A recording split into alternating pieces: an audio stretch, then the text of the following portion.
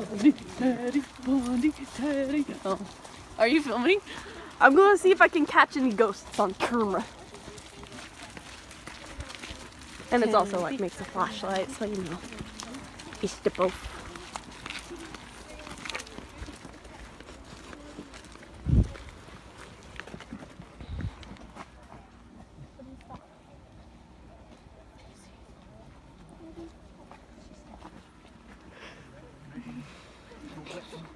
I'm not doing it. Okay, as we cross by this tree that's right here, you'll notice a cement lining, not a lining, but a Foundation. barrier. It's not a house foundation, but it is more of a barrier type thing. Once you cross this line, you're entering the property territory, the property boundary. You're entering Ted territory. Oh. Welcome home. Territory. Territory. Nice. Whoa. I've never seen this before.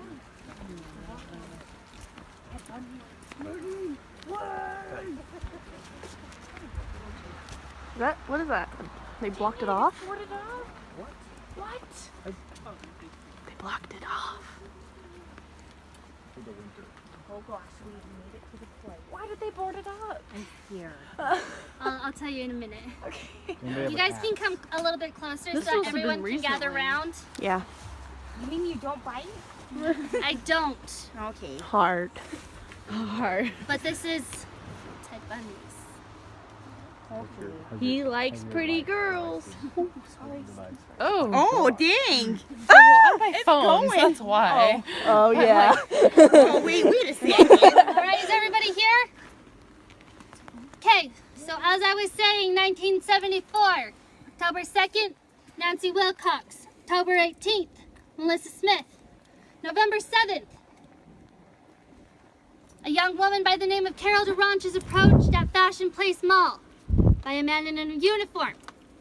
He told her there had been reports of an automobile burglary, if she could please accompany him to see if that car belonged to her. Carol DeRonch, being a 19-year-old in 1974 in Murray, a little naive to strangers, agreed to go along. She grew a little suspicious when they didn't go to her car, but they approached a Volkswagen Beetle. She grew even more suspicious when the officer said, "You'll need to accompany me to the station. Get in the car." Carol got in the car, and they drove a few blocks east, where in front of an elementary school, McMillan Elementary, he pulled over and began to attack Carol DeRonch. He tried to handcuff her, but in the confusion, he ended up cuffing one arm. She was able to escape before he attacked her with the tire iron he had just pulled out. She escaped and was able to report it to Murray police. That same night, up in Bountiful, couple hours later, Deborah Kent goes missing from Viewmont High School. Several other disappearances occurred during 1974 and 1975 in Salt Lake City, Utah, in varying communities. August 1975, Ted Bundy is pulled over for a routine traffic stop in a Volkswagen Beetle. He's arrested because he has suspicious items in his car, such as a ski mask with holes cut, rope, a tire iron, gloves. He makes bail, he gets out. September 1975, Ted Bundy is picked out of a lineup over at the Salt Lake City Jail, where Carol DeRonch and two witnesses from Viewmont High School ID Ted Bundy as the person who attacked Carol and the person last seen with Deborah Kent. Ted Bundy is convicted of aggravated kidnapping and attempted murder. He's sentenced to 1 to 15 years in Salt Lake Prison. 1 to 15? Yes. What? After serving a few months, Colorado detectives come over with a murder indictment. So Ted is transferred to Aspen, Colorado, where he then escapes from the second-story window of the courthouse. He's a fugitive for 150 hours. He's caught again, placed back inside a jail. 7 months later, he escapes again through a hole in his ceiling. This time he makes it all the way to Florida, where he attacks a sorority house, killing 3, altogether attacking 6 women. A few blocks down from the room that he rented, another woman was attacked. And a few days later, 12-year-old Kimberly Leach disappeared from her junior high. Again, a few days later, February 15th, 1976, Ted Bundy is pulled over for a routine traffic stop. Because of this nationwide manhunt, he's discovered, jailed, tried, convicted, and eventually sentenced to death for the 4 murders, down in Florida. No, 3 murders, sorry. 3 murders down in Florida. He was granted 3 stays of execution while in Florida, but in November 1989, governor said enough is enough, no more. In a last-ditch effort to save his life, Ted Bundy and his lawyers organized a plan. They invited detectives from Washington, Idaho, Utah, Colorado, to come and interview Ted Bundy about disappearance cases they had in their state. Ted Bundy admits to the Utah detective that he murdered 8 women in Utah. When detective went down to go interview him, he only talked about 2. The detective was warned by the warden of the prison that you can't trust what he tells you. He's a pathological liar, Ted Bundy, and he always has an agenda. Ted's agenda was always what's best for Ted.